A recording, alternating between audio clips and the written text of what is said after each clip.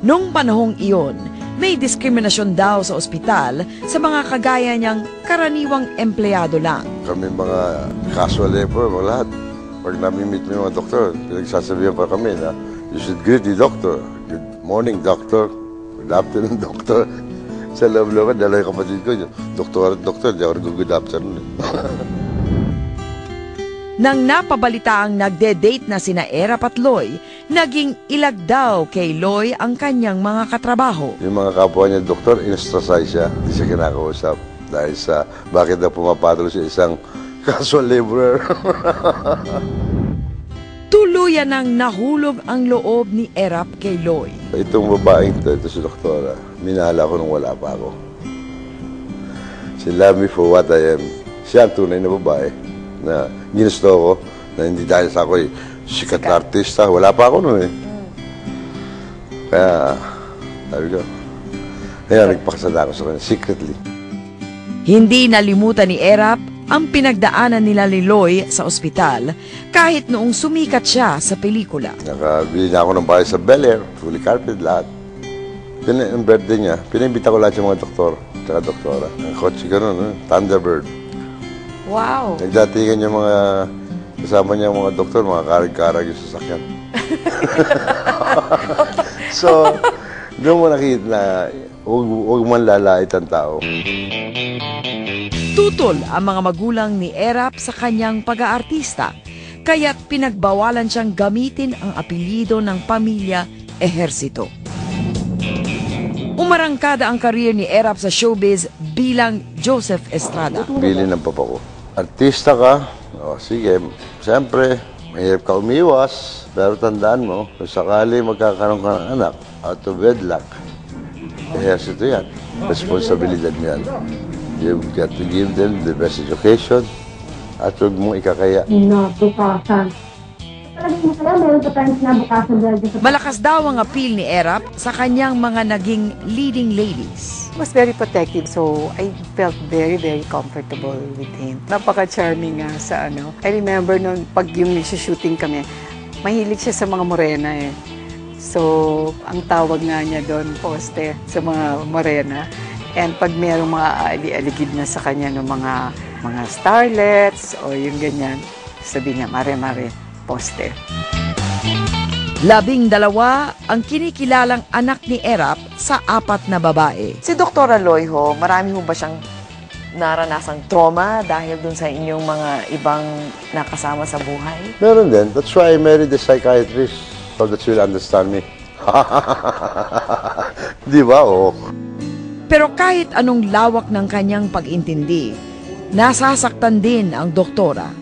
Bumabawi naman daw si Erap. Pag alam niyang nasasaktan ang mami ko sa mga, siguro sa mga flings or sa mga extra curricular activities, alam mo, he has this way of really comforting my mother.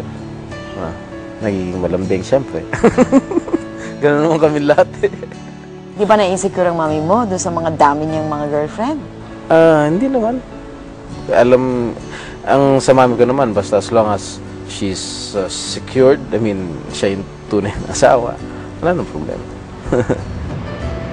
Marunong daw si Erap maghati-hati ng oras para sa kanyang mga pamilya.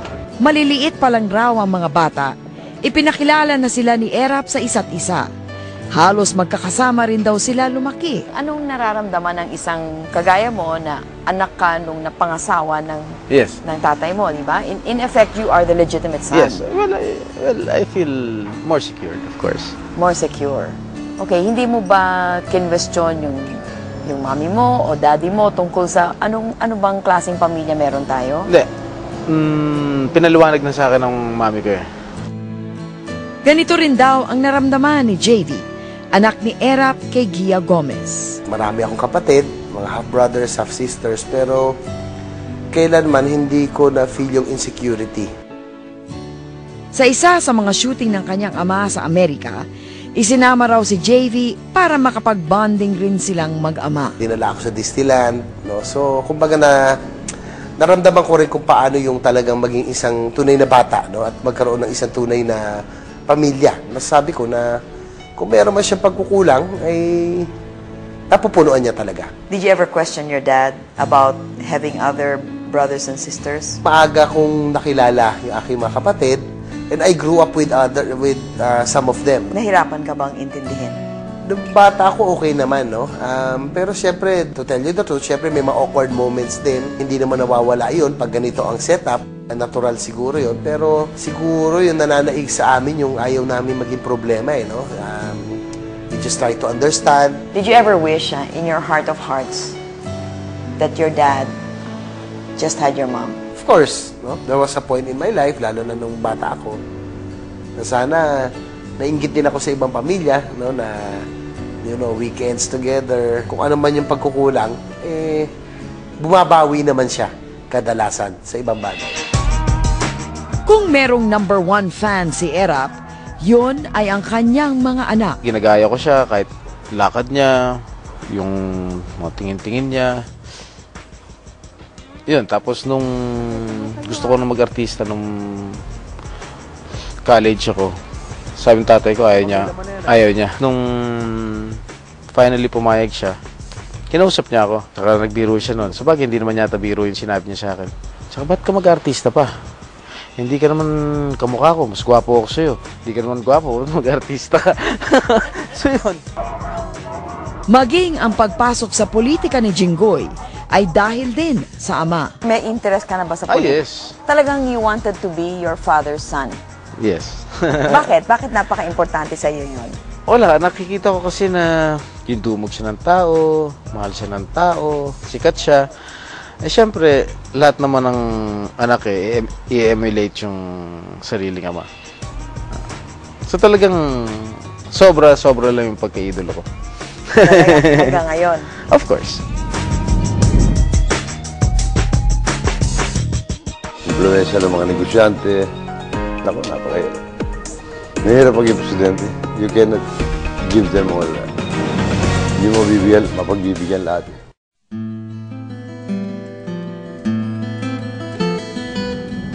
Paano naman ho kayo napasok sa politika? Napilitan ako. Napilitan kayo? Siyempre, I don't know. Wala kang alam sa politika eh. Hindi na ho kayo nangampanya? Oo, ninenervous nga ako. Siyempre, sa iba sa pelikula, yung camera lang kausap mo.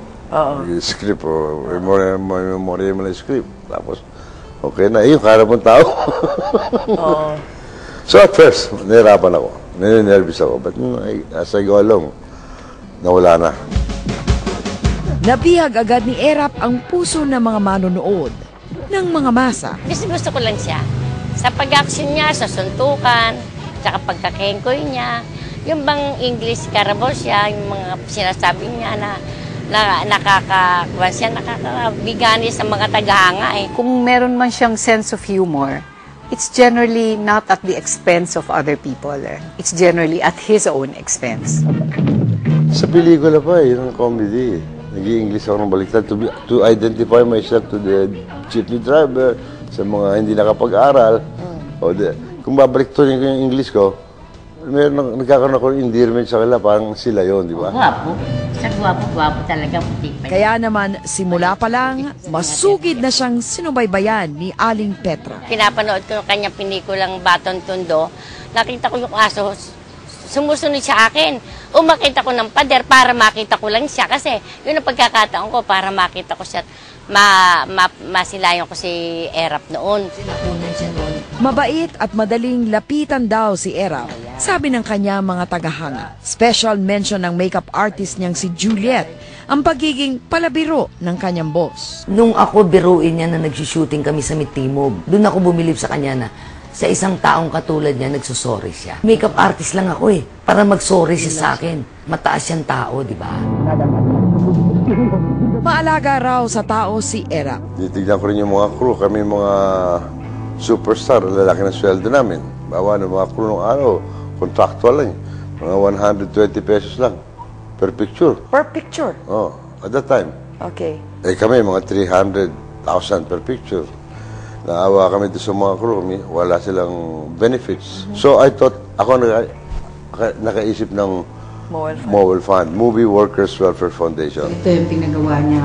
Sa tulong ng mga haligi ng industriya na sina Fernando Po Jr. at Dolphy, nabuo